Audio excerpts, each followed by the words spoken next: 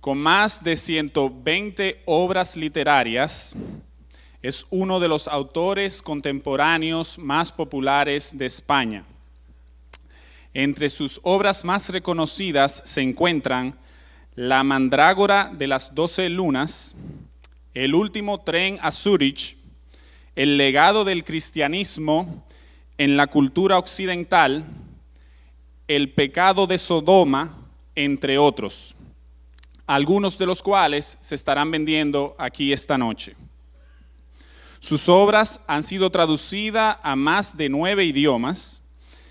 Actualmente reside en los Estados Unidos, donde es miembro de la Real Academia de la Lengua Española.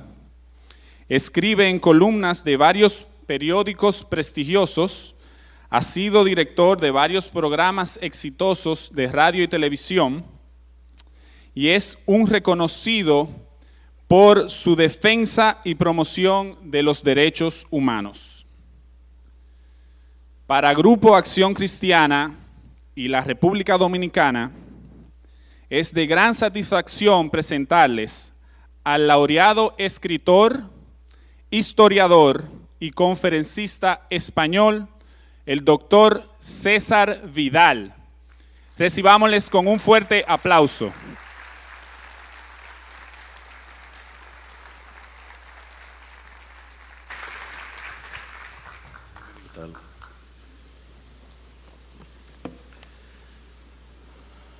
Bueno, despiste típico mío, estaba pensando en cómo iba a hablar sin micrófono y resulta que llevo el micrófono puesto, pero teniendo en cuenta que prácticamente llevo hablando desde las 6 de la mañana de manera casi ininterrumpida, imagino que ustedes serán indulgentes y comprensivos con mis errores.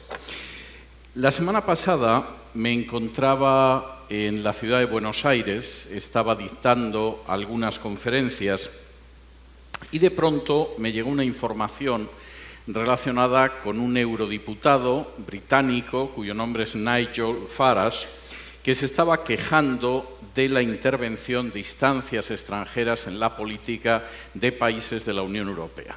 Él decía que podía entender que no se hablara nada más que de la manera que Rusia supuestamente quería intervenir en los países de la Unión Europea, pero le parecía absolutamente escandaloso que, por ejemplo, nadie hablara de la forma en que, por ejemplo, las fundaciones del multimillonario norteamericano George Soros intervenían en las legislaciones de la Unión Europea. Nigel Farage sabía lo que decía. Apenas medio año antes, en uno de mis programas de radio, yo había mencionado cómo una de las fundaciones de George Soros se jactaba de tener el apoyo de nada más y nada menos que la tercera parte de los diputados del Parlamento Europeo para su agenda política. Esos diputados iban desde la extrema izquierda hasta la extrema derecha, pasaban por los partidos clásicos de izquierdas y derechas e incluso incluían partidos independentistas como por ejemplo los partidos nacionalistas vascos y catalanes en España. Sin diferencia ideológica, al menos una tercera parte de los eurodiputados apoyaban la agenda de Soros. Curiosamente, de esa tercera parte de los eurodiputados entraban en la agenda de Soros porque apoyaban dos cuestiones muy concretas. La primera era la inmigración indiscriminada dentro de las fronteras europeas. Eran eurodiputados que consideraban que no había que controlar las fronteras, que no había que frenar la entrada masiva de musulmanes en el territorio de la Unión Europea, sino que había que mantener una política de puertas abiertas. El otro tema, y era muy importante, era la ideología de género. Y como muy bien decía Farage, ¿por qué estamos hablando de la supuesta influencia rusa en la Unión Europea, que está por demostrar, cuando está más que demostrado que hay organizaciones privadas que marcan la agenda de las legislaciones de la Unión Europea, que controlan dentro de esa agenda a no menos de la tercera parte de los eurodiputados y además lo hacen con unos intentos ideológicos destructivos, como es la falta de control en las fronteras, como es también el hecho de la ideología de género. Me voy a detener esta noche en la ideología de género, porque la ideología de género es un plan absolutamente ambicioso para cambiar el género humano de una manera que ni siquiera los grandes estados totalitarios del siglo XX soñaron en cambiarlo. Hitler podía pensar en una Europa que estuviera libre de judíos y en el avance de lo que era el espacio vital del Imperio alemán, pero no pensó en cambiar la naturaleza humana, no se le ocurría que eso fuera posible. Stalin pudo pensar, por supuesto, en un gobierno mundial comunista, en una sociedad distinta, en la dictadura del proletariado, pero desde luego no se le pasó por la cabeza que pudiera haber un cambio de la naturaleza humana. La ideología de género está convencida de que va a cambiar totalmente la naturaleza humana que conocemos. Y es así porque piensa que somos hombres y mujeres no de manera natural, sino como construcciones de la sociedad. En el Manifiesto de la Contrasexualidad, uno de los textos canónicos de la ideología de género, se afirma de la siguiente manera: los hombres y las mujeres son construcciones del sistema heterosexual de producción y reproducción que autoriza el sometimiento de las mujeres como fuerza de trabajo sexual y como medio de reproducción. La contrasexualidad apunta a sustituir ese contrato social que denominamos naturaleza por un contrato contrasexual. En este nuevo contrato, los cuerpos no se reconocen como hombres y mujeres, sino como cuerpos hablantes. En otras palabras, no existe una cosa que se llama naturaleza y que señala claramente que somos hombres y mujeres, incluso a simple vista, sino que por el contrario eso procede de un supuesto contrato social que se produjo no sabemos en qué momento de la historia y que decidió que había hombres y mujeres y que además las mujeres iban a ser las que iban a tener hijos. ¿Cuándo sucedió eso en la historia? Por supuesto, nadie lo puede responder, porque jamás, en ningún momento de la historia humana, el género humano se reunió para decidir que una mitad eran hombres, otra mitad eran mujeres, y además la mitad que eran mujeres iban a parir. Es algo que no se produjo. Pero la visión de la ideología de género es esa, no solo eso. Considera que como al final el género lo crea la sociedad, no es algo natural, sino algo que deriva de la sociedad, ese género se puede cambiar de manera totalmente voluntaria, de la misma manera que uno puede cambiar de trabajo, o puede cambiar de estudios, o puede cambiar los zapatos que lleva en ese momento. No hace falta que les diga que esta visión de la naturaleza humana, de los hombres y las mujeres, de la sociedad tal y como se puede cambiar, es absolutamente absurda, es disparatada. Primero, de entrada, nuestra naturaleza marca de manera inexorable, indiscutible, irreversible que somos hombres o mujeres. Si de pronto una señora decide que en realidad se siente hombre y se hace extirpar los genitales femeninos y los sustituye por una reconstrucción de unos genitales masculinos y se inyecta hormonas masivamente, hormonas de carácter masculino, por supuesto, su estructura cromosomática, su estructura genética sigue gritando que es una mujer. Sí, por supuesto es una mujer hormonada, sí, por supuesto es una mujer a la que le han mutilado sus órganos genitales, sí, por supuesto es una mujer a la que le han implantado algo que se parece a los órganos sexuales de un varón, pero su estructura cromosomática sigue gritando que es una mujer. Si un hombre en un momento determinado decide que no, que en realidad no es un hombre, sino que es una mujer, y se inyecta masivamente hormonas femeninas y se hace extirpar sus genitales masculinos y le reconstruyen algo que se parece a los genitales femeninos, de todas formas su código genético, su composición cromosomática sigue gritando que es un hombre, por supuesto, con toneladas quizá de hormonas femeninas, con unos órganos genitales masculinos extirpados y, por supuesto, con unos órganos que parece ser que son como los femeninos. Pero su naturaleza sigue gritando que es un hombre. Y el hecho de cómo nos sentimos es algo que no cambia en absoluto la realidad de las cosas. Hace apenas unos meses, una señora en España decidió llevar a los tribunales su causa porque estaba totalmente convencida de que era la hija del genial pintor español Salvador Dalí. Tenía una convicción absoluta, Llegó hasta los tribunales, exigió ser reconocida como hija de Dalí y, por supuesto, recibir la parte que le correspondiera de la herencia. Es posible que fuera sincera y que creyera que era la hija de Dalí y que se acostara todas las noches sintiendo que era la hija de Dalí. Su biología decía lo contrario.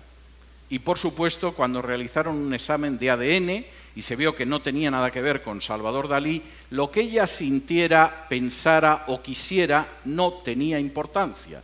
La biología era muy clara, no tenía la menor relación con Salvador Dalí. Esto que parece que es muy claro cuando una persona dice que es la hija de un pintor y luego no lo es, al parecer sucede todo lo contrario cuando la ideología de género impera y efectivamente si uno siente que es una mujer siendo un hombre, hay que reconocer que es una mujer porque lo siente. Esto es algo absolutamente disparatado y de hecho tengo que decirles que si yo ahora desde este púlpito dijera que me siento que soy Jesucristo, seguramente antes de acabar la exposición aparecerían 2 personas con bata blanca que cortésmente me llevarían a alguna clínica. Eso si alguien del público no me bajara de aquí porque estoy disparatando. Por supuesto yo podría sentir en el fondo de mi corazón que soy Jesucristo, pero es obvio que no lo soy. Y por supuesto nadie atendería esa situación. Sin embargo, si yo dijera que en vez de César Vidal me siento una mujer que se llama Carmencita, es posible que me dieran una subvención pública en algunos países, por ejemplo, en España. Lo que marca la diferencia es la ideología de género. Pero plantéense lo que puede ser ese sentimiento y cómo rechazamos como criterio de verdad el sentimiento. Imagínese cualquiera de ustedes que tiene hijos que de pronto su hija padece anorexia. Y le dice, papá, no voy a comer, voy a seguir sin comer. Yo me miro en el espejo y me veo como un hipopótamo, papá, no voy a comer. Y por supuesto, la persona que sufre esa visión totalmente distinta de la realidad, es posible que cuando se contemple en el espejo, de pronto lo que piense es que parece un hipopótamo, aunque los que la vemos sabemos que lo que parece es una deportada de un campo de exterminio. Bien, ¿qué padre sensato le diría a su hija, es verdad, hija, eres un hipopótamo, no comas, sigue perdiendo peso? O por el contrario, un padre sensato diría, bueno, hija, vamos a ver cómo solucionamos esto, porque te puedo asegurar que eres lo menos parecido a un hipopótamo que se puede encontrar en Santo Domingo. Si haríamos eso por un hijo anoréxico, ¿cómo somos capaces de admitir todo lo contrario en el caso de un transexual? Simplemente porque nos lo dicta la ideología de género. La ideología de género no solamente es una forma absurda, irracional y totalitaria de pretender cambiar la sociedad, es auténticamente una amenaza para cualquier sociedad que quiera seguir siendo libre, próspera y soberana. Voy a intentar explicarles cómo se puede imponer algo tan absurdo y de hecho el mero sentido común muestra lo absurdo de la ideología de género y después voy a intentar mostrarles las consecuencias de esa ideología de género. La ideología de género, en primer lugar, se impone por la manipulación del lenguaje y, por supuesto, por un casi monopolio de los medios de comunicación. Socarides, uno de los psiquiatras norteamericanos especialistas en la homosexualidad, muerto no hace mucho tiempo, contaba en uno de sus libros una anécdota peculiar.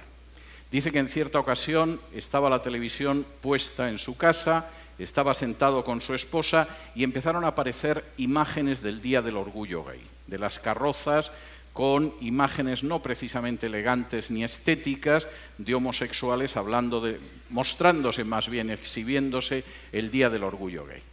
Y dice que en ese momento escuchó como su esposa decía, le están lavando el cerebro a la sociedad. Y Socarides dice que en ese momento dijo, es verdad, estamos asistiendo a una gigantesca operación de lavado de cerebro.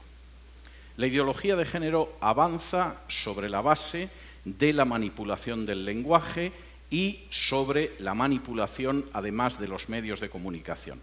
En el terreno de los medios de comunicación es muy fácil. El 80% al menos del material que aparece en prensa escrita en radio, en televisión, en series de televisión, en dibujos animados para niños, en películas de cine e incluso en documentales, está en manos de tan solo 8 transnacionales en todo el mundo. De manera que finalmente conducir a millones, centenares de millones de seres humanos en una sola dirección es enormemente fácil. Eso en el terreno de la información, porque en el terreno del ocio y del entretenimiento es peor. El 90% de la música que se consume, excluyan la música clásica, nadie le ha hecho daño todavía escuchar la Quinta Sinfonía de Beethoven o la Pasión según San Mateo de Juan Sebastián Bach, el 90% de la música que se consume y que sobre todo consumen medios juveniles está en manos de tan solo 3 transnacionales.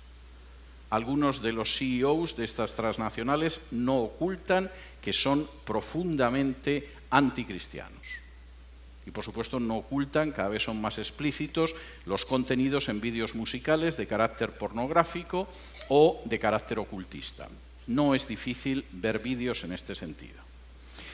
El 90% de la pornografía que se consume en este planeta está en manos de 3 transnacionales. Y algunos de los directivos confiesan, pero de manera nada oculta, tienen ustedes sus declaraciones, por ejemplo, en YouTube, que efectivamente ese control de la pornografía mundial persigue acabar directamente con el cristianismo.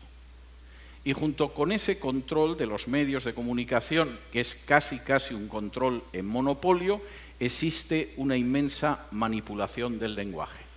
Por ejemplo, si usted es una persona que cree en la familia natural y que es opuesta al matrimonio entre personas del mismo sexo, usted es un homófobo.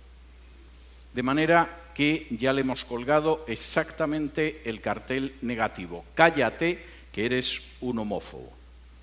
Si por supuesto no acepta usted el argumento de que si 2 personas se quieren basta para casarse, seguramente es un homófobo y Dios sabe que otro tipo de horror. Cuando la realidad es que nadie cree que el hecho de que 2 personas se quieran es suficiente base para casarse. Nos horroriza la idea de que una niña de 12 años se case con un hombre de 40 aunque se quieran. Nuestra sociedad todavía considera que es inaceptable que un padre se case con una hija o una madre con un hijo aunque se quieran. Y todavía nuestra sociedad no puede aceptar la idea de que 2 hermanos se casen aunque se quieran. De modo que el argumento de si se quieren, evidentemente, tenemos que legalizarlo como matrimonio, no se sostiene en absoluto. Y esa manipulación del lenguaje, por cierto, en algunos casos resulta sarcásticamente cruel. Por ejemplo, la expresión salud sexual y reproductiva evidentemente suena bien. Todos quisiéramos que la gente tuviera una vida saludable desde una perspectiva sexual y reproductiva. El problema es que es apenas una hoja de parra para cubrir el aborto. ¿Qué ha significado, por ejemplo, en mi país de origen, en España, el que se aprobara esa ley de salud sexual y reproductiva? En el año 1986, cuando se aprobó, en España hubo 411 abortos. En todo el año, 411 abortos. Al año siguiente de la aprobación de la ley, en 1987, hubo 16.206 abortos. La cifra se disparó. Oigan, no crean que era tan mala cifra. 16.206. Desde hace más de una década en España se practica en torno a 100.000 abortos al año. Algunos años llegamos a 106.000, otros años nos quedamos en 97.000, pero de término medio tenemos 100.000 abortos al año. ¿Salud sexual y reproductiva?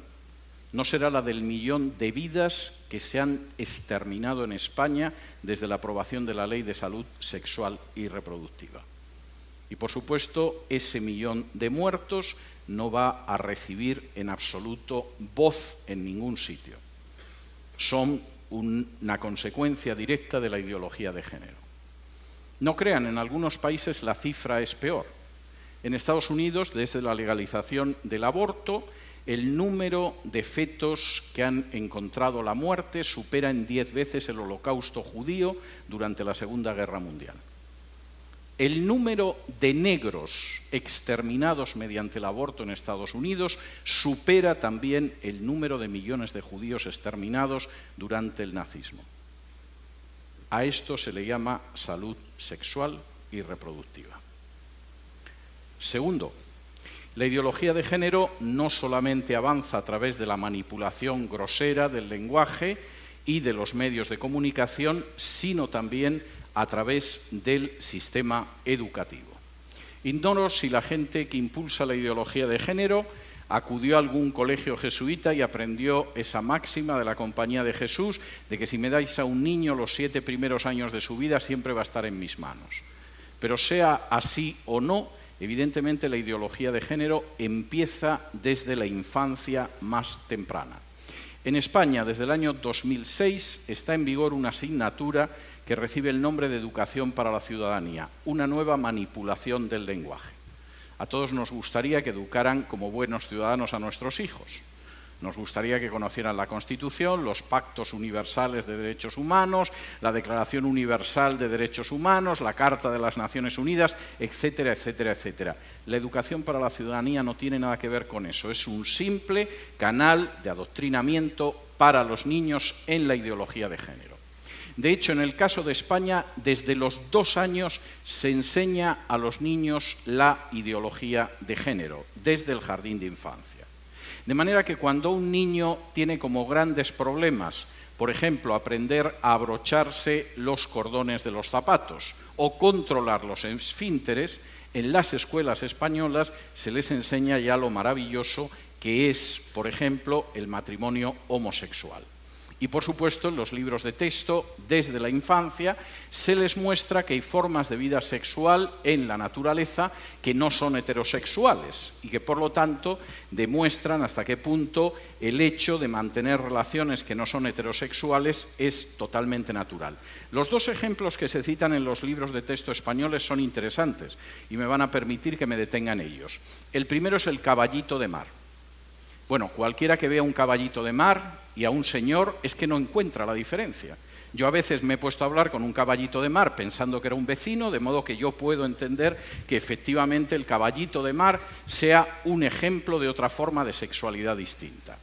El caballito de mar es un animal cuya hembra pone los huevos y el macho incuba los huevos hasta que salen los caballitos de mar.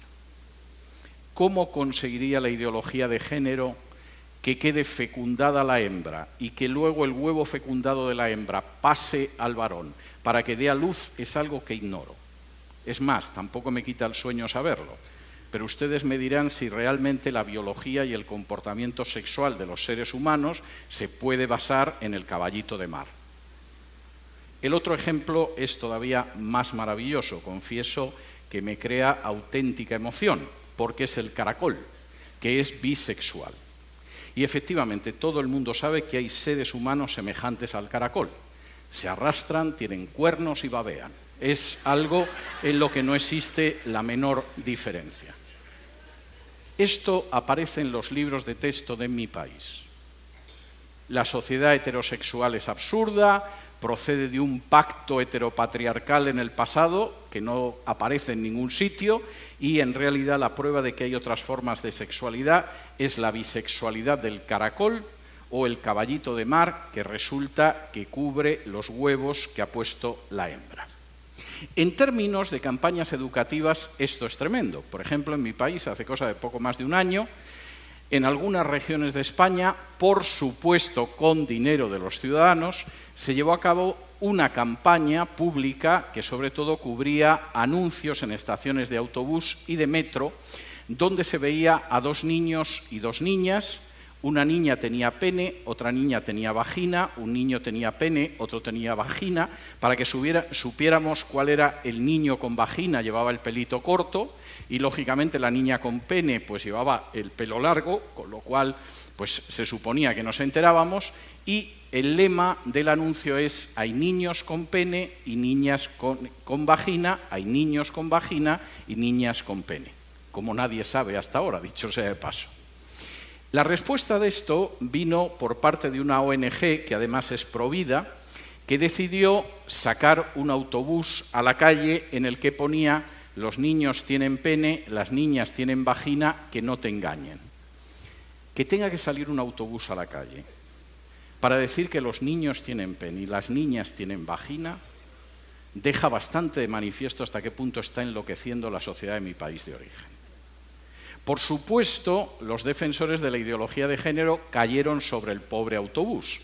La alcaldesa de Madrid lo confiscó, iniciaron acciones penales contra la gente de esta organización, los acusaron de homófobos, a gente que estaba diciendo que los niños tienen pene y las niñas vagina. Eso es la ideología de género.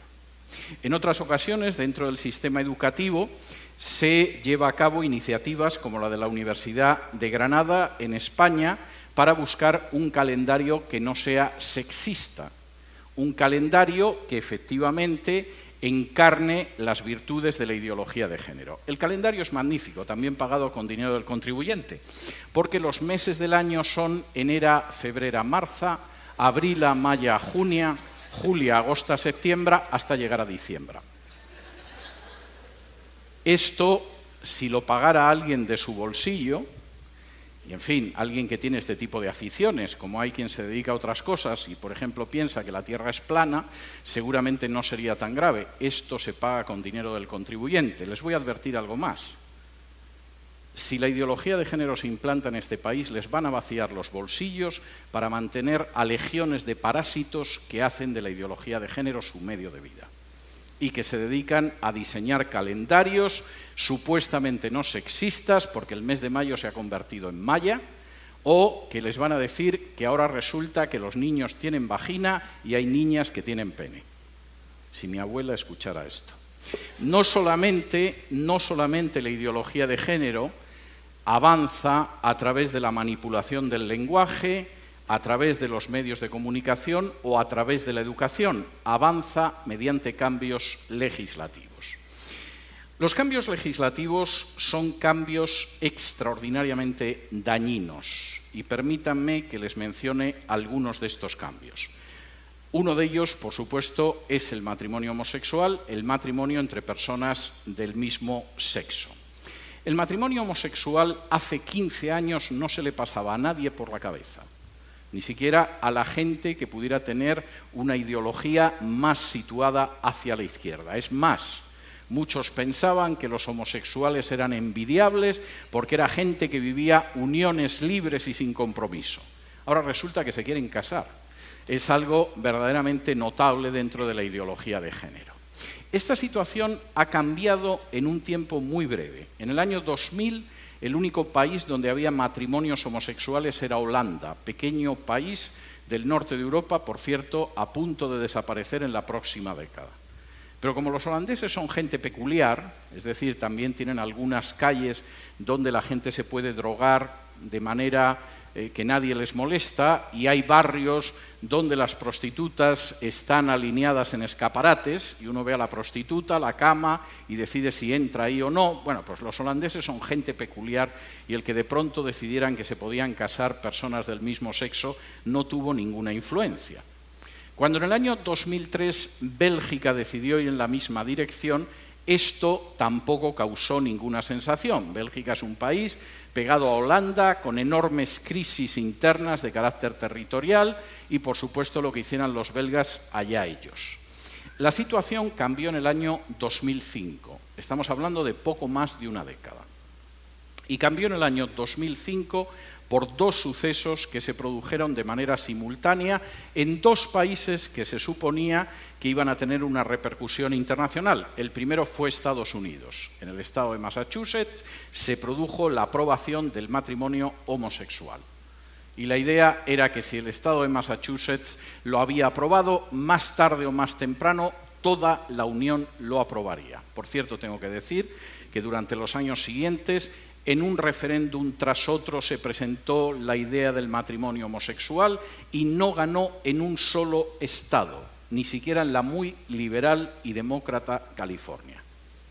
Hubo que recurrir a una argucia dentro del Tribunal Supremo para que finalmente hace unos meses el Tribunal Supremo de Estados Unidos autorizara el matrimonio homosexual, porque cada vez que votó el pueblo norteamericano en distintos referéndums, en distintos estados, votó en contra de manera masiva.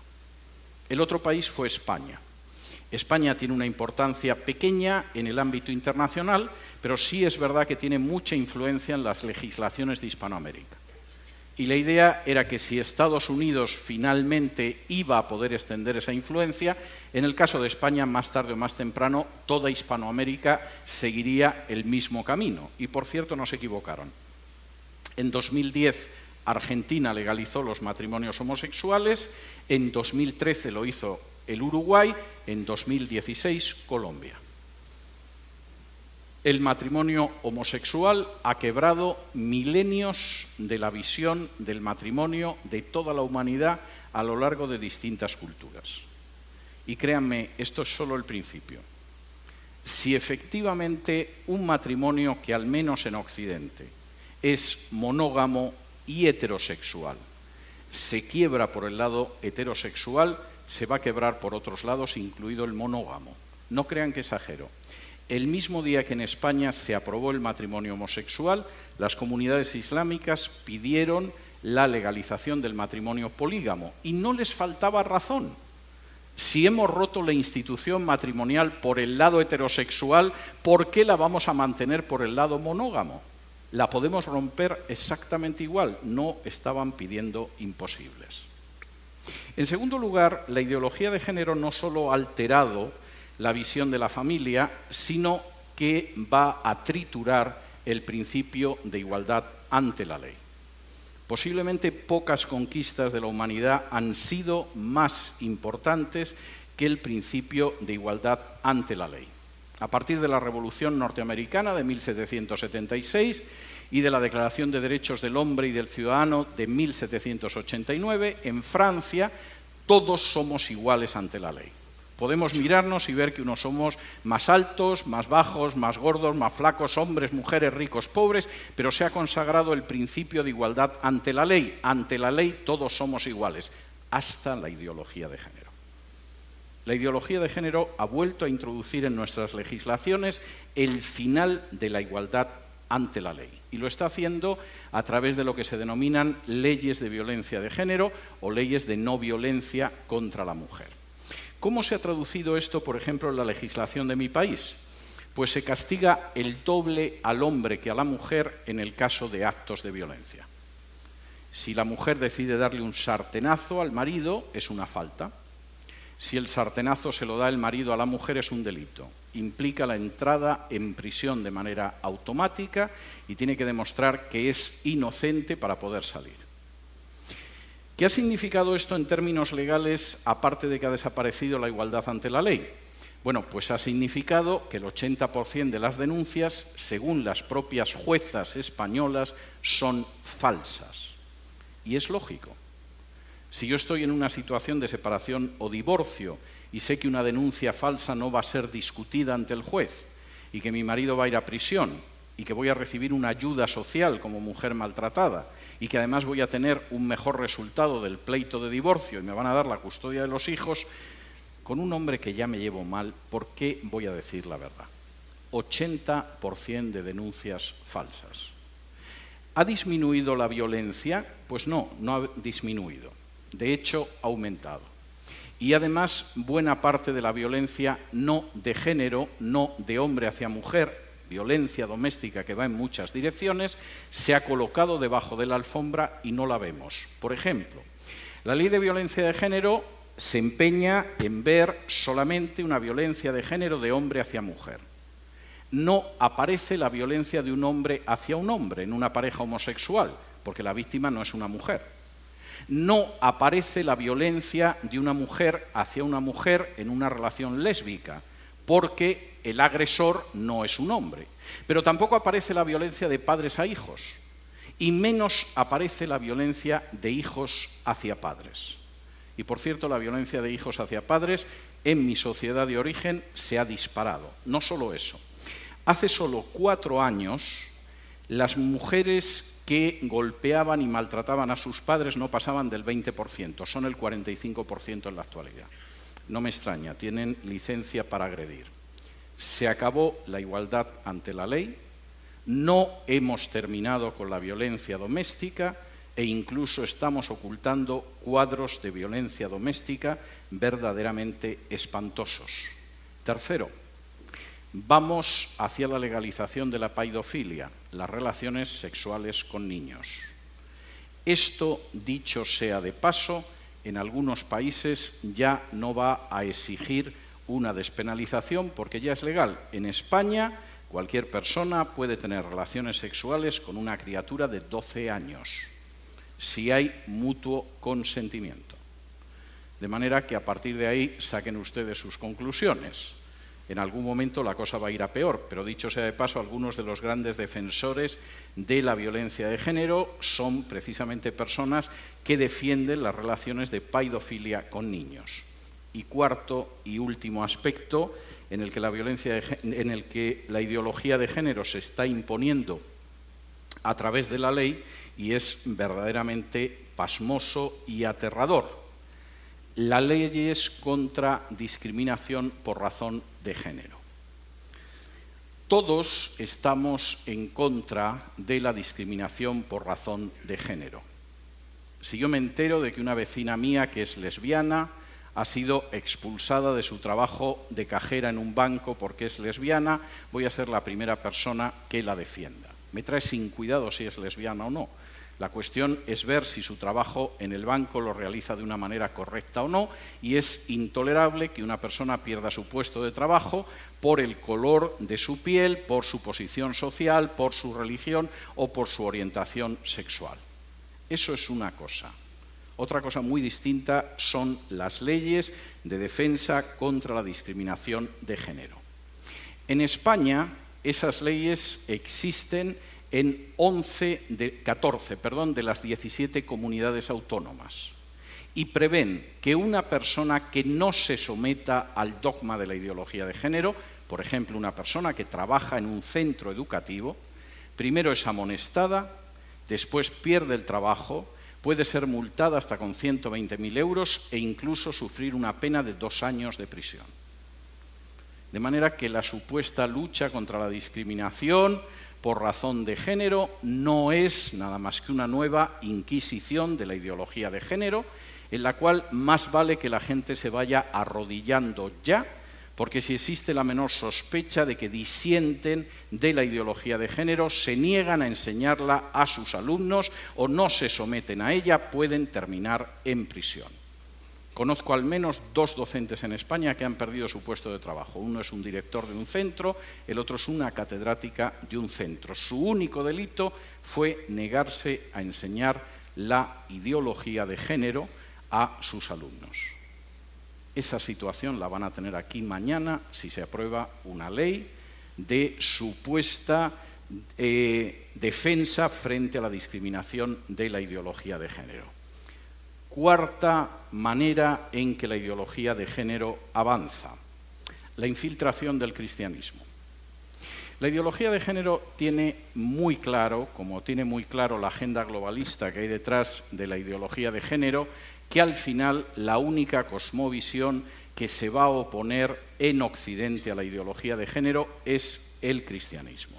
Y por lo tanto hay que infiltrarlo, desarticularlo y rendirlo. Y no crean que estoy exagerando. Permítanme que cite algunos aspectos. Por ejemplo, ya existen las Biblias gays o inclusivas.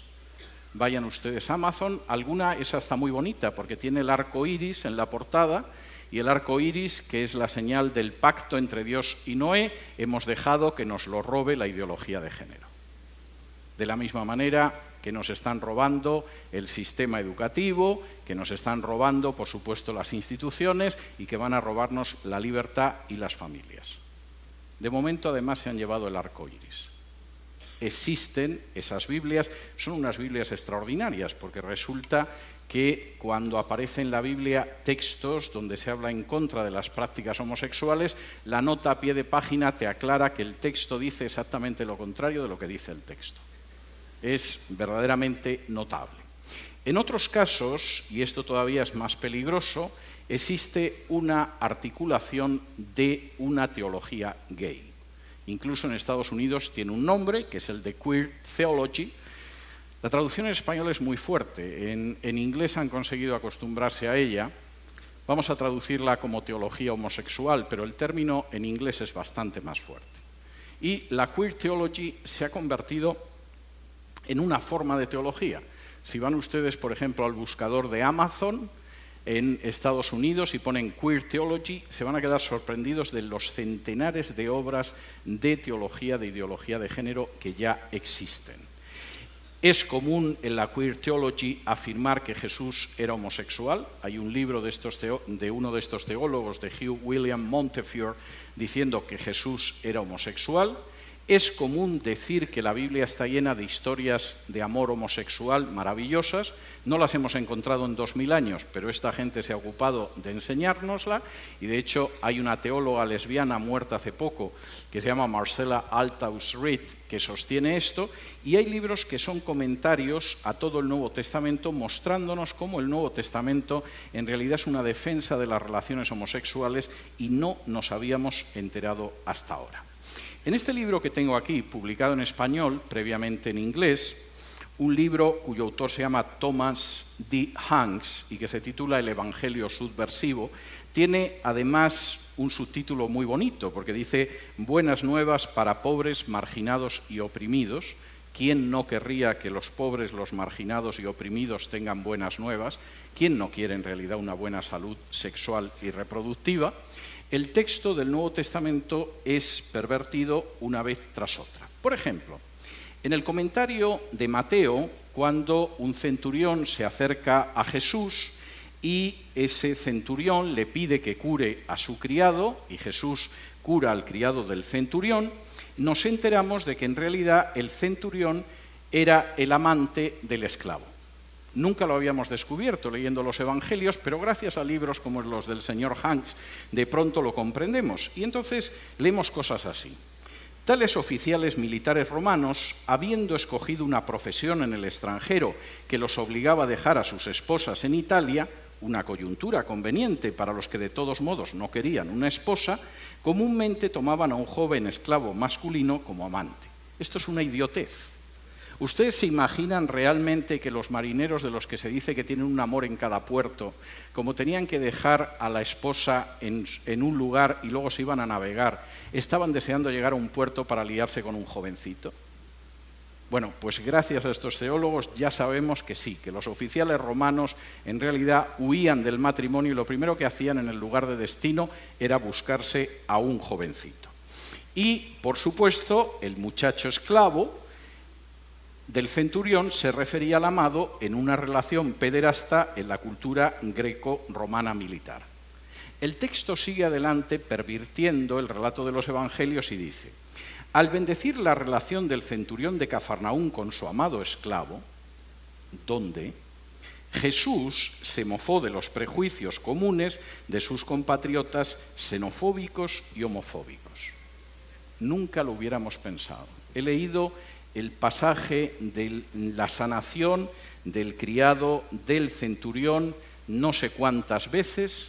Jamás se me hubiera ocurrido que el criado estaba liado con el centurión y que cuando Jesús curó a distancia al criado, en realidad estaba bendiciendo una relación homosexual.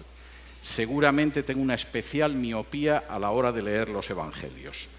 El autor es maravilloso, por ejemplo, cuando analiza el hecho de que José, en un momento determinado, recogió a María, que estaba encinta del Espíritu Santo de Jesús. Fíjense la interpretación de la acción de José. José es un modelo para personas queer que subvierten las normas de la sociedad al unirse sin respaldo legal, procrear hijos de maneras no tradicionales y formar nuevos tipos de familias. Y se queda, por supuesto, tan fresco después de escribir esto. No crean, la cosa es peor, no les voy a leer todo, pero hay algunas de las afirmaciones que no tienen desperdicio. Por ejemplo, al llegar al Evangelio de Juan, fíjense en esta apreciación abiertamente blasfema acerca de la figura de Jesús, hablando del discípulo amado. El texto puntualiza que ese amor especial, el de Jesús hacia el discípulo amado, consistía en la cercanía física y la intimidad corporal. Es decir, ser el discípulo amado por Jesús con un amor diferente era experimentar intimidad física como hábito común. Jesús, además de amar a todos sus discípulos, tenía un amado de quien era el amante. De modo que ya saben ustedes que el discípulo amado hemos descubierto, gracias a la infiltración de la ideología de género, que era el amante de Jesús y era una relación que conocía todo el mundo. No solo eso, dice, cuando reconocemos que Jesús y el discípulo amado eran una pareja de amantes, el sentido de las palabras de Jesús se hace transparente. Jesús reconoce su relación especial con este discípulo como parecida al noviazgo o matrimonio, y el discípulo amado viene a ocupar el lugar de un hijo adoptivo de María. Juan señala que la relación homoerótica entre Jesús y el discípulo amado lleva implicaciones y responsabilidades que trascendían la muerte. No era una relación clandestina. La ideología de género no se para en el respeto ni siquiera hacia las cosas más sagradas.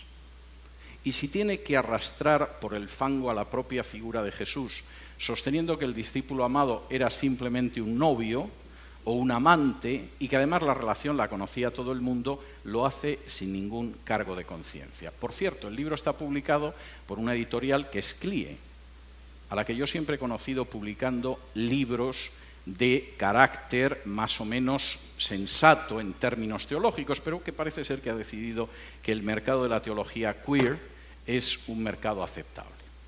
Y por supuesto la infiltración en términos teológicos aparece también en la enseñanza teológica. Hay que decir que el señor Hanks, aparte de ser misionero en Hispanoamérica, colabora con la Fraternidad Teológica Latinoamericana, con IFES InterVarsity, y enseña en la Universidad Bíblica Latinoamericana en San José de Costa Rica. Lo cual es algo como para sentirse contento, porque también esto entra dentro de las entidades interconfesionales, donde hay denominaciones que deciden casar a parejas homosexuales y que, por supuesto, si alguien cuestiona esa conducta, se va a encontrar con el hecho de que como mínimo lo van a tachar de fanático religioso, lo van a tachar de homófobo y a lo mejor hasta de supremacista blanco. ¿Qué es lo que pretende la ideología de género? Si realmente se está implantando a través de la ley, de la educación, de la infiltración del cristianismo, de los medios de comunicación, de la manipulación del lenguaje que pretende un nuevo modelo de sociedad, y tengo que decir que además ese modelo de sociedad lo expresa claramente en algunos textos como el manifiesto de la contrasexualidad. Voy a leerles algunos párrafos de este manifiesto para que vean que no es fruto de mi mentalidad calenturienta lo que les estoy diciendo. Lo que les cito literalmente lo leo de la fuente literal. En ese manifiesto, por ejemplo, se dice lo siguiente: la contrasexualidad apunta a sustituir ese contrato social que denominamos naturaleza por un contrato contrasexual. En este nuevo contrato, los cuerpos no se reconocen como hombres y mujeres, sino como cuerpos hablantes. Bien, naturalmente cualquiera que ve a un hombre y una mujer sabe que sexualmente son distintos. Podrán ser más feos, más guapos, más esbeltos, más sebosos, lo que ustedes quieran, pero un hombre y una mujer son bastante distintos. A simple vista distinguimos la diferencia entre un hombre y una mujer. ¿Cómo vamos a decir que dejamos de ser un cuerpo masculino o un cuerpo femenino para convertirnos en cuerpos hablantes si sexualmente somos muy distintos? Muy sencillo. La ideología de género ha encontrado la solución.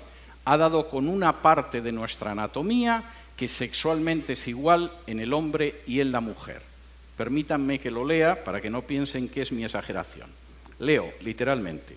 El ano es el espacio erógeno a potenciar, es el espacio neutro para todos los cuerpos hablantes y presenta tres características. Primera, el ano es el centro erógeno universal situado más allá de los límites anatómicos impuestos por la diferenciación sexual. Segundo, es una zona de pasividad privilegiada, un centro de excitación y placer que no figuraba en los puntos anatómicos placenteros. Tercero, el trabajo del ano no apunta a la reproducción ni al nexo romántico. No soy un especialista en anos, lo confieso, pero no me cuesta reconocer que seguramente el ano de un hombre y el de una mujer no deben de ser muy distintos, sobre todo teniendo en cuenta cuál es su función. Pero en cualquiera de los casos reconozcamos que esto no deja de ser un disparate y que cualquier persona que escribiera algo así, si no fuera un defensor de la ideología de género, pensaríamos que necesita un tratamiento especializado urgente. La ideología de género no solo va en esa dirección, tiene una serie de principios de la sociedad contrasexual. De nuevo, permítanme que les lea textualmente. La sociedad contrasexual demanda que se borren las denominaciones masculina y femenina correspondientes a las categorías biológicas del carné de identidad. Tras la abolición del sistema de reproducción heterocentrada, la sociedad contrasexual impone abolición del contrato matrimonial y todos los sucedáneos liberales como el contrato de parejas de hecho. Ya lo saben, el contrato matrimonial se acabó, hay que acabar con el matrimonio. Abolición de los sistemas de transmisión y el legado de los privilegios patrimoniales y económicos adquiridos por los cuerpos hablantes en el marco del sistema heterocentrado. Olvídense de dejar algo en herencia a sus hijos. Si no les han vaciado los bolsillos antes los recaudadores de impuestos, de todas formas olvídense, porque la cuestión va en el sentido de no poder transmitir el patrimonio en una relación heterocentrada. Universalización de las prácticas estigmatizadas como abyectas, resexualizar el ano, difundir, distribuir y poner en circulación los nuevos códigos díldicos, parodiar y simular nuevas formas orgásmicas no relacionadas con el romanticismo, pudiendo desvelar los beneficios de la violencia y el dolor, lo cual resulta escalofriante. Por si todo esto les parece poco, la sociedad contrasexual no conducirá jamás al acto de reproducción. Los métodos de contracepción y de interrupción del embarazo serán distribuidos por todas partes, siendo obligatorios para todo cuerpo hablante. Es decir, la contracepción obligatoria y el aborto obligatorio. La contrasexualidad denuncia, persigue y castiga las políticas psiquiátricas, médicas y jurídicas que impidan los cambios de sexo. Y la sociedad contrasexual demanda la abolición de la familia nuclear. El programa no tiene mucha discusión y ciertamente si sale adelante la sociedad que vamos a conocer va a ser una sociedad muy distinta. Y por supuesto ustedes tienen que preguntarse si esto es lo que quieren dejar a sus hijos. Si efectivamente el panorama con el que ustedes sueñan es un panorama en el que la familia desaparecerá porque se ha convertido en un enemigo a abatir, en el que por supuesto dejaremos de ser hombres y mujeres y vamos a pasar a ser cuerpos hablantes, en el que ustedes no van a tener la menor posibilidad de educar a sus hijos ni criarlos porque no les van a dejar. El Estado se dedicará a adoctrinar a sus hijos de una manera total y en el que, por supuesto, la institución matrimonial y familiar, que es la base de la sociedad, va a desaparecer porque es un enemigo al que hay que exterminar. Eso es lo que persigue la ideología de género y no lo invento, me limito a leer lo que aparece en sus propios textos. Las razones por las que esta ideología de género plantea consecuencias absolutamente terribles son obvias. Primero, esto significa que se acabó nuestro sistema de igualdad de derechos. Volvemos milenios atrás a una época en que según quien sea el que cometa una falta, un delito, un acto ilegal, va a recibir un castigo u otro. Se acabó la igualdad ante la ley. Esto significa que también van a desaparecer nuestras libertades de expresión y de conciencia. Estaremos sometidos a un dogma y cualquiera que se enfrente a ese dogma va a ser castigado de manera despiadada. En tercer lugar, nuestro sistema educativo se destruirá totalmente. va a ser un simple sistema de adoctrinamiento. Y tengo que decirles, por cierto, que la clave del progreso de los pueblos está en el sistema educativo, y además tengo que decirles algo que aparece vez tras vez desde los años 60 en todos los estudios sobre el sistema educativo. Lo más importante no es el dinero que se gasta el Estado, lo más importante no es el dinero que tienen los padres, lo más importante ni siquiera es el centro al que envían a los hijos, lo más importante es cómo es la familia en la que está integrado el estudiante. En el momento en el que eso desaparezca, los monstruos que van a venir a continuación es algo que no podemos casi ni imaginarlo. Entre otras cosas, porque, por ejemplo, en mi país, un niño para visitar un museo necesita un permiso firmado de sus padres. Pero esa niña de la misma edad, para abortar, no solo no necesita el permiso de los padres, sino que ni siquiera tiene la obligación de comunicarles que va a abortar. Nuestro sistema educativo, el suyo, quebrará. Y en cuarto lugar, a eso se sumará la erosión de la familia, donde, por cierto, se socializa a los seres humanos, le guste o no le guste a la ideología de género, y donde se decide en buena medida el destino de una criatura en cuestiones como la delincuencia, como su encaje dentro de la sociedad o su progreso. Es algo que se decide en la familia, dejará de decidirse. Y, por cierto, dos de los países cuyo sistema político no me entusiasma, pero tengo que reconocer que se están oponiendo ferozmente a la ideología de género, son precisamente Rusia y China. Y lo son porque saben que si la familia desaparece, sus respectivas naciones se desplomarán. En una entrevista que pueden ustedes encontrar en YouTube, en la que el director de cine norteamericano Oliver Stone entrevista a Vladimir Putin, en uno de los fragmentos de una entrevista de 4 horas editada, le pregunta por la homosexualidad y le pregunta por cómo es posible que en Rusia no se pueda difundir la ideología de género en las escuelas y no se pueda hacer proselitismo homosexual. Y la respuesta que le da Putin es absolutamente ejemplar. En Rusia no se persigue, no se encarcela, no se discrimina a ningún adulto por ser homosexual. Hay actores, hay artistas, hay deportistas que son homosexuales y nadie los persigue ni los discrimina. Pero no vamos a tolerar que adoctrinen a los niños en una ideología que es contraria a la familia. Porque la base de esta nación es la familia. Si el niño se convierte en adulto al llegar a los 18 años y decide ser homosexual, es una decisión suya. Pero no vamos a tolerar que la familia la destruyan desde abajo, haciendo proselitismos con niños que no tienen el criterio suficiente para decidir en un sentido o en otro. Yo puedo estar muy poco de acuerdo en muchas cosas con Putin, pero ahí le doy toda la razón. En el caso de China, todavía son más estrictos. Y he tenido ocasión de hablar con chinos acerca de esto. Los chinos siguen arrastrando la herida de lo que ellos llaman el siglo de humillaciones. Hace ahora poco menos de un siglo, los británicos, que ambicionaban apoderarse de la porcelana, del té, de la seda china, quisieron hacerse con ella, pero los chinos no veían que los ingleses tuvieran nada con lo que pudieran intercambiar la seda, el té o tantas cosas valiosas. De modo que los ingleses, puesto que nada de lo que ellos vendían les interesaban a los chinos, decidieron venderles drogas y les obligaron a abrir puertos por los que introducían el opio para consumo de los chinos.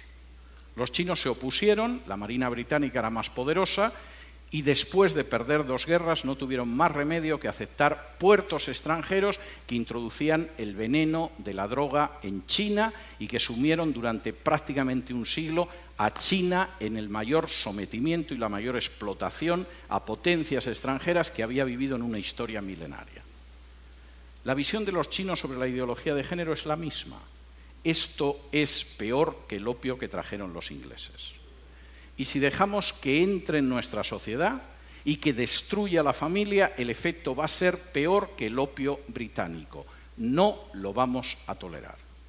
No porque seamos cristianos, el régimen es un régimen ateo, sino porque creemos en la familia y sabemos que la nación se basa sobre la familia. Me da mucho pesar que naciones que no son cristianas, sin embargo, a la hora de defender a la familia, parece que tienen una idea más clara que otras naciones que supuestamente lo son. En quinto lugar, y esto es tremendo, la ideología de género es una bomba de relojería demográfica. No hay nación ni cultura que pueda sobrevivir con un crecimiento demográfico inferior al 2,5. Están ustedes ya por debajo del 2,5 en la República Dominicana. Hasta el 2,3, que es su tasa de crecimiento en estos momentos, tienen posibilidad de reacción. Todavía es reversible, quizá en una generación, un proceso de desplome demográfico. A partir del 2%, no hay esperanza. Cualquier cultura, cualquier nación está condenada sí o sí. La ideología de género va a conseguir que Europa, la Europa que yo he conocido, desaparezca en una generación, quizá en menos. En España la tasa de crecimiento demográfica es del 1,1. Es normal, hemos matado más de 1 millón de criaturas en el vientre de sus madres, siguiendo la supuesta salud sexual y reproductiva. La tasa de crecimiento de los musulmanes en España es del 8,1. Como ven, el futuro que le espera a la cultura española y a la nación española no es ideal. Reduzcan ustedes su tasa de crecimiento. Bajen del 2,3 en el que están ahora a un punto de crecimiento demográfico donde se condenen a sí mismos como país y como cultura. Y después solo falta que puedan entrar en masa inmigrantes de otro país sin ningún tipo de control y la República Dominicana que ustedes conocen habrá desaparecido antes de un cuarto de siglo. Denle las gracias a la ideología de género en ese sentido. Finalmente, y esto me parece muy importante, la ideología de género es un ataque directo contra la soberanía nacional. Finalmente, no es algo que deciden los políticos de este país. Los políticos de este país, en muchos casos, ignoran qué es la ideología de género, como los políticos de otro país. En otras ocasiones solo piensan en su propia promoción personal. Un político sin apenas importancia puede acabar siendo ministra de la Mujer, o ministro o secretario general de políticas de igualdad o cosas de este tipo, les han asegurado la vida para los próximos 30 o 40 años engañando a la población. El problema es que eso significa el final de su soberanía y de su independencia nacional. La ideología de género se está imponiendo en países donde para poder recibir ayuda de instituciones internacionales, préstamos, renovación de créditos, se exige y se presiona a esos países para que admitan en su derecho interno la ideología de género. Y he tenido la posibilidad de hablar con dirigentes de países de Hispanoamérica y no de Hispanoamérica que tenían que confesar las angustiosas presiones que habían recibido de organizaciones ligadas a Naciones Unidas o al Departamento de Estado de Estados Unidos para admitir la ideología de género en su seno o enfrentarse con una situación difícil desde una perspectiva económica. No existe ningún derecho que permita, legitime o tolere que una instancia exterior del tipo que sea imponga a una nación la ideología que tiene que tener.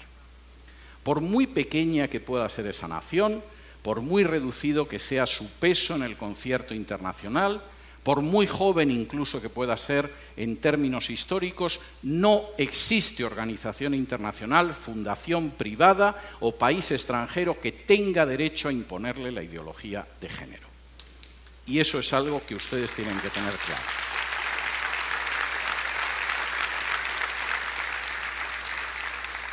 Y si me lo permiten, antes de pasar al terreno de las preguntas, quisiera realizar un paralelo a una situación esencial en la historia de Israel.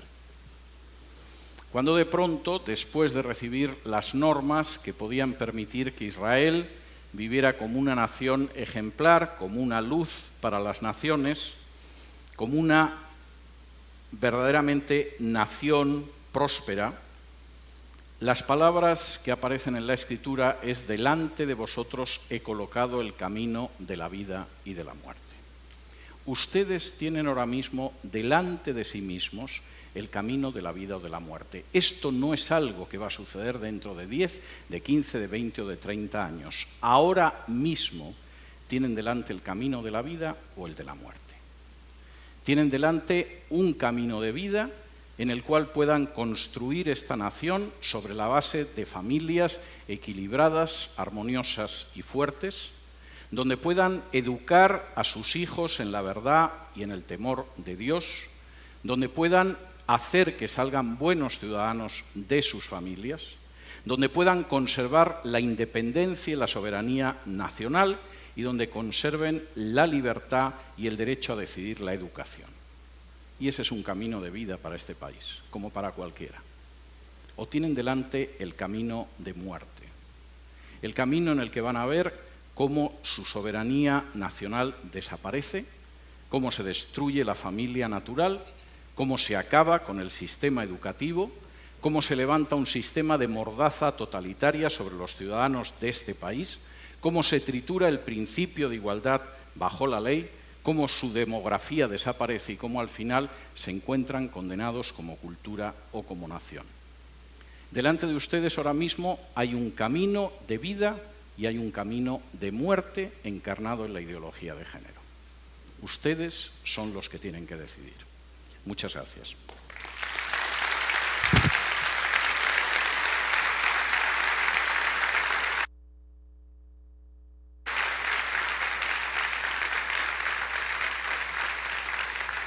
Y creo que ahora tenemos un tiempo para preguntas. No sé exactamente cómo nos vamos a ubicar, pero no sé si tengo que bajar o alguien va a subir o...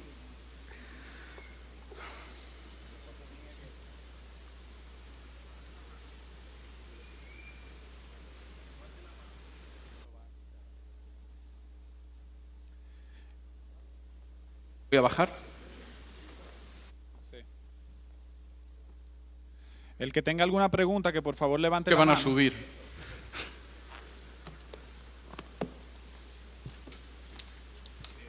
Los papelitos, don Edgar. Si hay atrás en el... Okay. Sí, claro.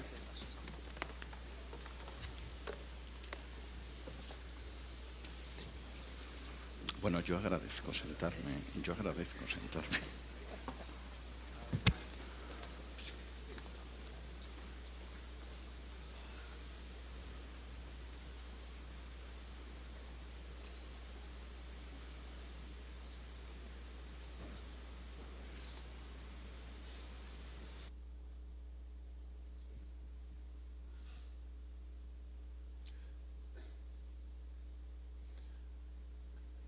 Levantando la mano, le llevarán un papelito.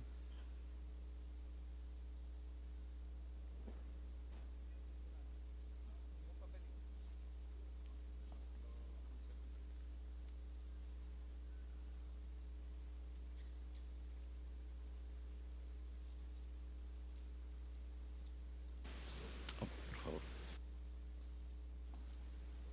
Dar a la gente al final.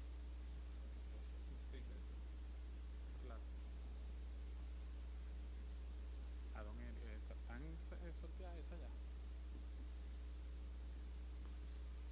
A don Eric se la tienen que entregar. A don Eric. Sí, se la entregan a don Eric. ¿Hay algo ahí que se pueda leer?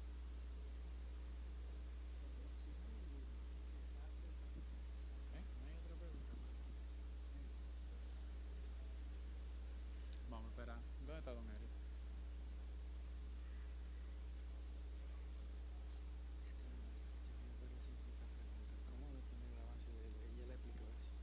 Sí.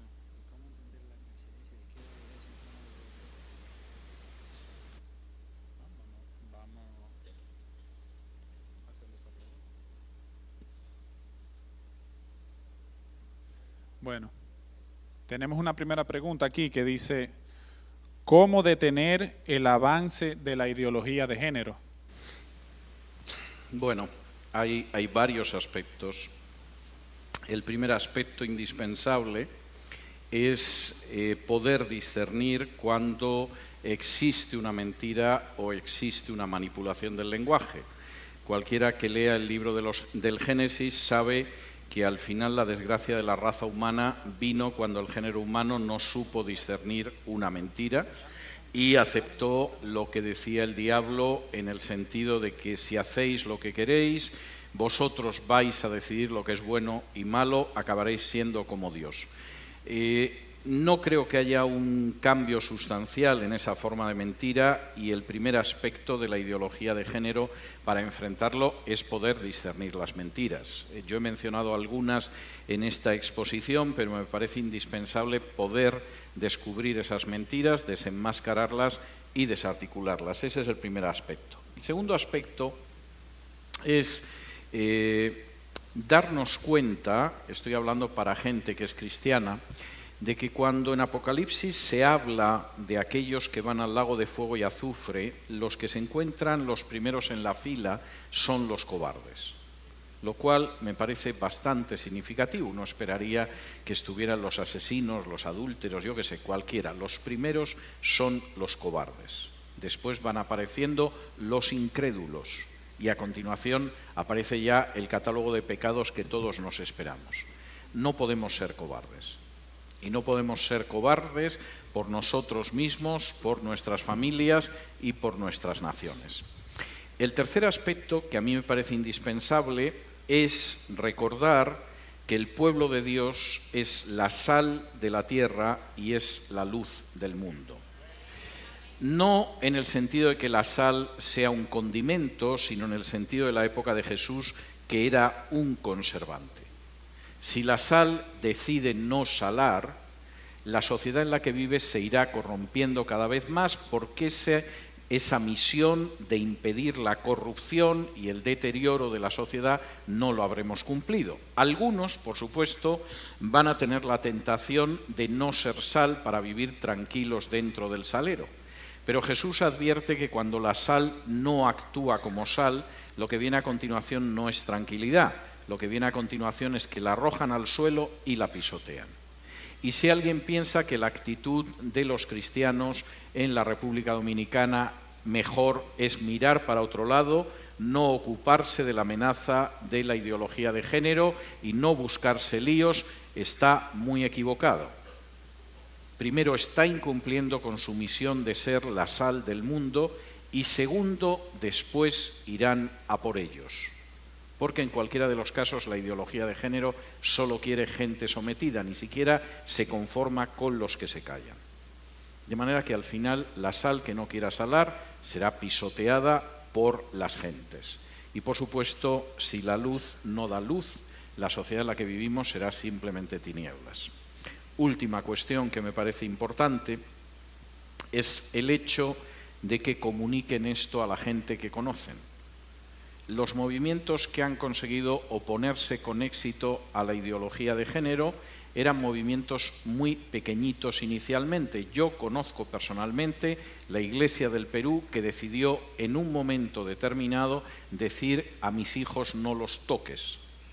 Y sé cuándo se colocaron delante de un canal de televisión para cantar un himno que habían compuesto para esa ocasión con velas. Y sé cómo ninguna televisión quiso reproducir esas imágenes, porque significaba que había una resistencia a la ideología de género. Y sé cómo decidieron no rendirse y defender a sus naciones y defender al Perú. Y consiguieron detener esa situación. Ustedes tienen que darse cuenta de que tienen que asumir esa responsabilidad. Tienen que asumirla, si es necesario, escribiendo a sus legisladores, hablando con la gente, enviando cartas a los medios de comunicación, actuando de 1000 maneras. Y el lema, en buena medida, aunque vaya más allá de eso, sigue siendo: a mis hijos no los toques. No tienes ningún derecho a decidir lo que va a ser la vida de mis hijos, ni la libertad ni los derechos de los padres. Bien. Aquí hay una pregunta que está muy relacionada con nuestra nación. Permítanme, por favor, presentar al resto del panel. Tony Flaquer ya lo conocen, Sugel Michelel y José Alberto Ortiz, miembro de Acción Cristiana. Y yo entiendo que esta pregunta es para uno de los dominicanos. ¿Qué opinión tiene sobre las mujeres maltratadas por sus parejas o exparejas? ¿Por qué están pasando tantos feminicidios en República Dominicana?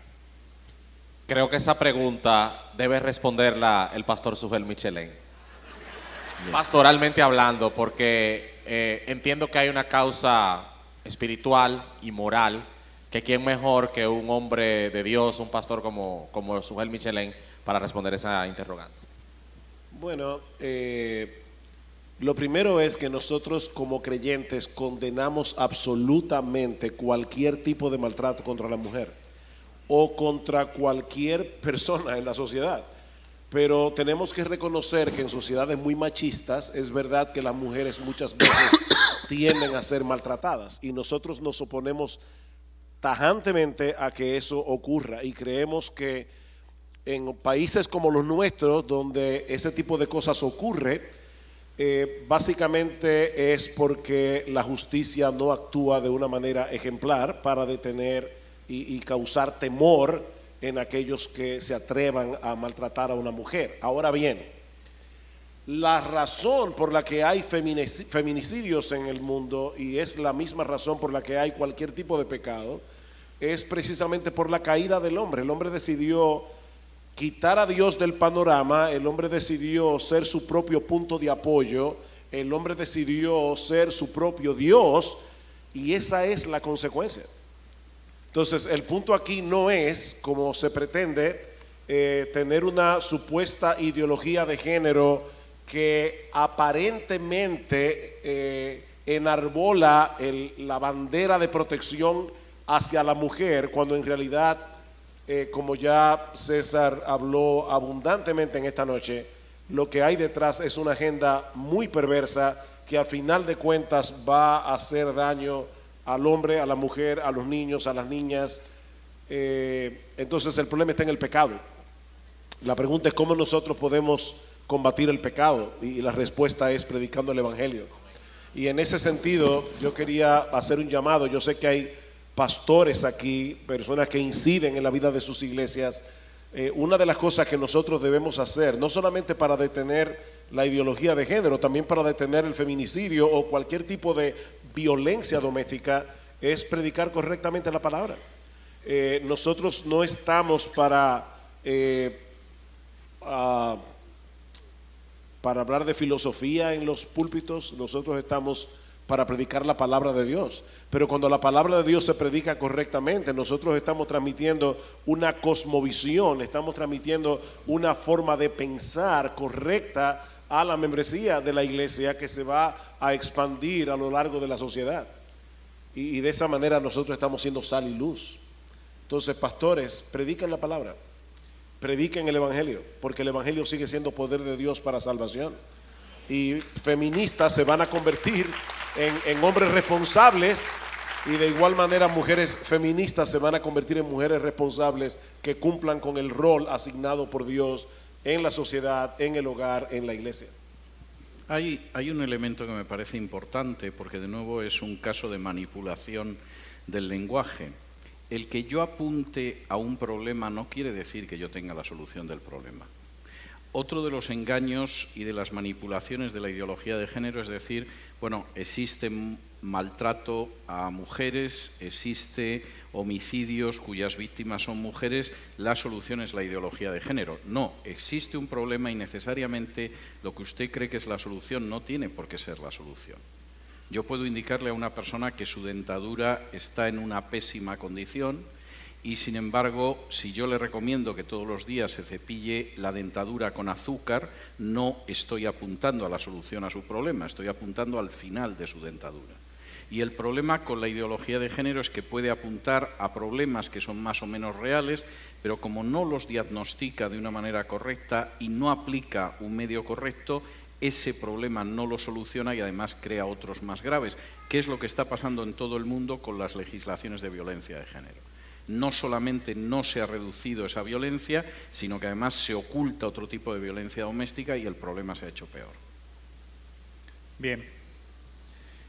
Aquí tenemos otra pregunta que dice, va un poco ligada a la anterior, digamos en el tema moral y teológico. En la doctrina calvinista enseñan la total depravación. Moralmente, usted citó que tenemos dos caminos. ¿Cómo una gente depravada puede elegir el bien? Ya. Bueno, en la doctrina calvinista también se habla de la gracia común. Y nos llevaría bastante lejos en este sentido. No tengo especial problema en enzarzarme en una discusión de carácter teológico, pero esto me parece bastante más práctico. Y desde luego me parecería muy erróneo el escudarse en una interpretación bastante discutible de los escritos de Calvino para al final no hacer el bien. Yo creo que las exhortaciones que existen en la Biblia a obedecer la ley de Dios o a hacer el bien o a evitar el mal, evidentemente son exhortaciones reales y que debemos asumirlas con responsabilidad. Y Calvino no va a responder por nosotros. Por lo que usted dijo, los que apoyan la ideología de género controlan gran parte de los legisladores. Me refiero a lo que usted mencionó de Europa. Me imagino que los que apoyan la política y económicamente, la Iglesia, en contrario, dice que no se involucra en política. Bajo este marco, ¿qué podemos esperar para el futuro como nación? Ese es local. Bueno, ya es una pregunta local. Varias cosas. Creo que, como bien se ha señalado anteriormente, la Iglesia de manera institucional no puede ni debe involucrarse en política porque ese no es su llamado. El llamado de la Iglesia como institución, de sus pastores, de sus evangelistas, de sus maestros, es predicar el Evangelio a tiempo y fuera de tiempo. Ahora, una cosa es la Iglesia institucional y otra cosa son sus miembros. Miembros de la Iglesia, redimidos por el poder de la palabra de Dios y con el Espíritu Santo morando dentro de ellos, que tengan un llamado para servirle al Señor en la política, deben perseguir ese llamado e involucrarse en la política. Un gran error de la Iglesia hace 30, 40 o 50 años en todas las denominaciones a nivel mundial fue predicar desde los púlpitos un retiro de la membresía, no solamente de la vida política de las naciones, sino de todo lo que no estuviera vinculado a los ministerios de la Iglesia. Por esa razón, en República Dominicana, usted no solamente no ve cristianos en la política, o ve muy pocos cristianos en la política. Usted pregunta, ¿quiénes son los líderes empresariales del país? ¿Hay cristianos entre esos líderes empresariales? Entre los líderes sindicales, ¿hay cristianos entre los líderes sindicales? En las juntas de vecinos, los líderes más conocidos de nivel de junta de vecinos, ¿hay cristianos como líderes de esas juntas de vecinos? Vemos muy pocos cristianos siendo sal de la tierra y luz del mundo, siguiendo el llamado de nuestro Señor Jesucristo. Y mientras los cristianos se han replegado a la seguridad de sus templos, la ideología de género ha avanzado. Los activistas de género, los que promueven el aborto, los que promueven el matrimonio homosexual, los que promueven una educación sexual divorciada de la supervisión de los padres, están presentes en el Congreso día tras día, cabildeando, promoviendo, convenciendo. Yo quiero públicamente darle las gracias a Dios, porque a pesar de Grupo Acción Cristiana ser una entidad con apenas 4 años de fundada, el Señor en su providencia, en su gracia y en su soberanía, movió los corazones de casi 80 diputados para que asistieran hoy a un hotel a escuchar al doctor César Vidal hablar de ideología de género, encabezados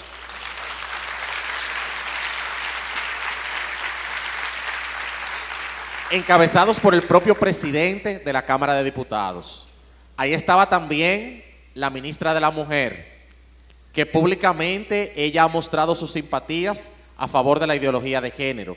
Ella se mantuvo toda la conferencia escuchando al doctor Vidal. Entonces, el dueño de esta lucha es el Señor. Ahora, Dios necesita instrumentos humanos. Dios actúa a través de instrumentos humanos. Y pienso que todo aquel que siente un llamado de servir en política partidaria, debe involucrarse en la vida de un partido político y ser sal de la tierra y luz del mundo. El que tenga el llamado de involucrarse en una organización como la nuestra es bienvenido a integrar Acción Cristiana y luchar por la preservación de la vida y ser voz de aquellos que no tienen voz, porque cuando nosotros hablamos contra el aborto, estamos defendiendo la vida de miles de niños que podrían ser asesinados en el vientre de sus madres. Y estamos luchando para que el vientre de la mujer sea el lugar más seguro del mundo y no el más inseguro. Luchamos no solamente por la identidad y la preservación del matrimonio diseñado por Dios, sino que también luchamos porque los derechos suyos como padre puedan ser respetados y el Estado, a través de la ideología de género, no quiera secuestrar las mentes y los corazones de sus hijos. Porque realmente el propósito de esta ideología es secuestrar la mente, secuestrar el corazón, secuestrar la voluntad de nuestros hijos y que nuestro rol como padres de educar a nuestros hijos en la disciplina y en la amonestación del Señor no pueda ser cumplido porque hay un Estado que está protegiendo y tolerando la actitud rebelde de hijos que van a ser educados en una ideología totalmente satánica. Hay un aspecto, no quiero ser apocalíptico, pero me van a permitir citar el Apocalipsis. Cuando Jesús se manifiesta a la iglesia de Filadelfia, se define de una manera que yo he tenido ocasión de ver muchas veces a lo largo de mi vida en distintos países, y es cuando Jesús se presenta como aquel que abre y donde Él abre nadie puede cerrar, y cierra y donde Él cierra nadie puede abrir. Tienen ustedes que tener la certeza de que en última instancia es el Señor el que pelea por ustedes, no ustedes, y que aquello que el Señor quiere abrir no hay poder humano que lo pueda cerrar, y aquello que el Señor cierra no hay poder humano, por mucho que se dé con la cabeza contra la puerta, que lo pueda abrir. Bien, hay muchas preguntas que van en el mismo orden de la involucración de los cristianos en la política y de qué debemos hacer. Pero aquí hay una que me parece interesante y dice, todas las leyes que el doctor Vidal citó aplican para los colegios cristianos en España. ¿Cómo se hacen en la actualidad? Aplican y, por supuesto, está provocando una situación de mucha inquietud porque el problema es todo lo que va a venir a continuación. Vamos a ver, en estos momentos no todas las comunidades autónomas en España tienen una ley de defensa contra la discriminación por razón de género, que es la manera en que, manipulando el lenguaje, se denomina una ley de censura contra aquellos que disienten de la ideología de género. Pero en aquellas donde existe, por supuesto, esto va a implicar enormes problemas en el futuro, aparte de los que ya existen. Yo he mencionado el tema educativo porque ya conozco víctimas del tema educativo, pero va a haber otras. Por ejemplo, si mañana se le presenta una pareja de homosexuales a un pastor y le dicen que quieren que los case, es posible que le puedan aplicar la pena por una ley en contra de la discriminación por razón de género. Porque ¿por qué se niega a casar a dos lesbianas o a dos varones que son homosexuales? Y los está discriminando. Dirán ustedes, no, eso no va a pasar aquí. Esto está pasando en Estados Unidos. En Estados Unidos ahora mismo hay un proceso pendiente en el Tribunal Supremo de un pastelero cristiano al que vinieron a su pastelería para que hiciera una tarta de boda para una pareja homosexual. Se negó a hacerla y se querellaron contra él por discriminar a una pareja homosexual. Lo condenaron, el asunto va a llegar al Tribunal Supremo y no sabemos qué va a pasar. Pero para que quede claro que al final, detrás de todo esto, hay un intento de triturar cualquier disidencia cristiana, hace 3 semanas al mismo pastelero se le presentó un grupo para que les preparara una tarta de cumpleaños para Satanás. No sé cómo dieron con la fecha del cumpleaños del príncipe de las tinieblas, pero se le presentaron para encargarle la tarta. Dijo que no iba a prepararles la tarta y estaban preparando también una querella contra él. Esto puede tener su lado cómico, pero no es tan gracioso. Una ley de supuesta defensa contra la discriminación por razón de género, va a crear situaciones muy difíciles. Es decir, no es lo mismo, por ejemplo, que una persona sea homosexual y trabaje en un banco, o trabaje en una cadena de radio, o trabaje en una panadería, a que trabaje en el staff de una iglesia.